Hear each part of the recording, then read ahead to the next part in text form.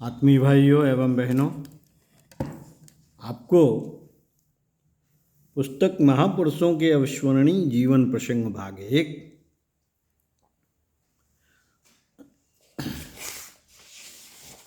महात्मा बुद्ध के अविस्मरणीय कथा प्रसंगों को पढ़कर सुना रहे थे। आइए सुनते हैं। महापिशाचिनी तृष्णा।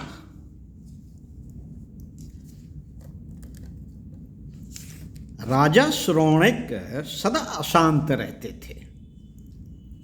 निद्रा की न्यूनता, चेहरे की उदासी, अतृप्ति और आशंका उन्हें हर घड़ी हैरान किए रहती थी। कारण और समाधान पूछने पर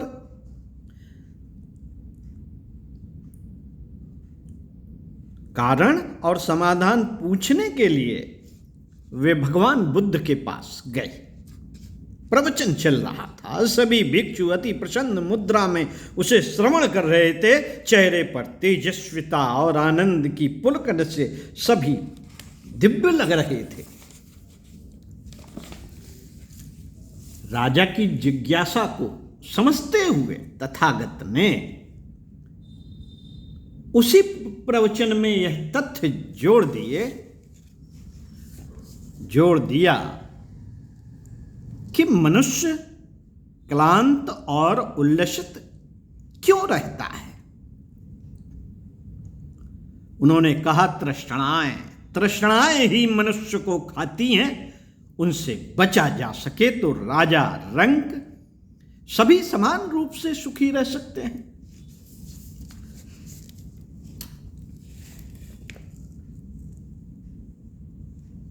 साथियों, परम पूज्य गुरुदेव वेद मूर्ति तपोनिष्ठ युग ऋषि पंडित श्री राम शर्मा जी के यहाँ अपनी ढेरों समस्याओं को लेकर के हरिद्वार मथुरा जाया करते थे। गुरुदेव के पास एक एक व्यक्ति से मिलने का उतना समय नहीं रहता था, तो वह अपने प्रवचन में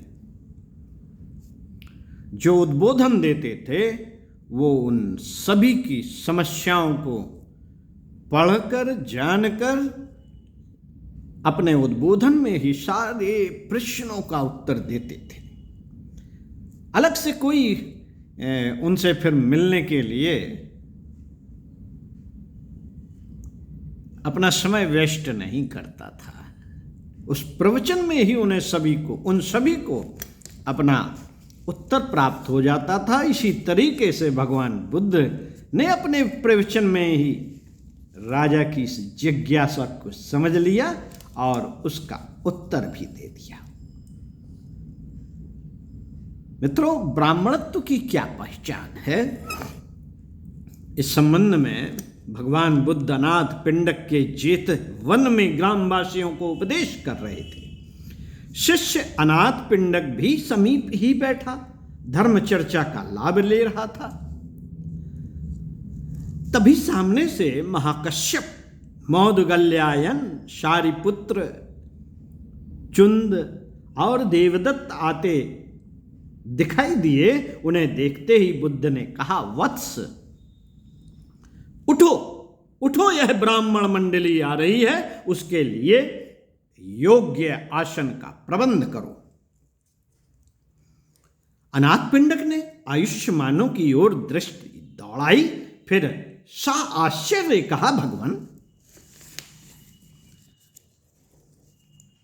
आप संभवतः इन्हें जानते नहीं। ब्राह्मण तो इनमें से एक ही है। शेष कोई क्षत्रिय, कोई वैश्य और कोई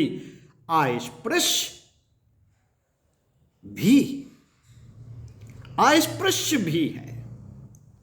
गौतम बुद्ध अनाथ पिंडक के वचन सुनकर हंसे और बोले, तात जाति जन्म से नहीं, गुण कर्म और स्वभाव से पहचानी जाती है। श्रेष्ठ, राग रहित, धर्म परायण, संयमी और सेवा भावी होने के कारण ही इन्हें मैंने ब्राह्मण कहा। इन्हें मैंने ब्राह्मण कहा है। ऐसे पुरुष को तू निश्चय ही ब्राह्मण मान। जन्म से तो सभी जीव शूद्र होते हैं। मित्रों, हमारे मिशन में आप देखेंगे कि जाति से कोई ब्राह्मण हो अथवा शूद्र, सभी ज्ञानियों को पुजारी का अधिकार दिया गया। परम पूज्य गुरुदेव ने सभी को उनके अनुसार पद दिए, स्थान दिया और उन्होंने कहा कि बेटो, मैंने गायत्री तीर्थ स्थल इसलिए बनाया है कि यहाँ पर मैं लोगों को ब्राह्मण बना सकूं। ब्राह्मण जाति से नहीं, कर्म, गुण और स्वभाव से होता है, और जिसकी पूरी व्याख्या परम पूज्य गुरुदेव द्वारा की गई है। कभी भी समय मिले तो पढ़ें उन्हें। आपके विचारों में एक क्रांति पैदा हो जाएगी। महान क्रांतिकारी विचार धर्म क्षेत्र से लेकर विज्ञान क्षेत्र तक परम पूज्य द्वारा दिए गए। पढ़ते रहिए, सुनते रहिए, स्वाध्याय सत्संग करते रहिए। इसी क्रम में आपको आगे पढ़कर बताएंगे इसी पुस्तक से महापुरुष भगवान बुद्ध के अविस्मरणीय कथा प्रसंग से। ओम शांति।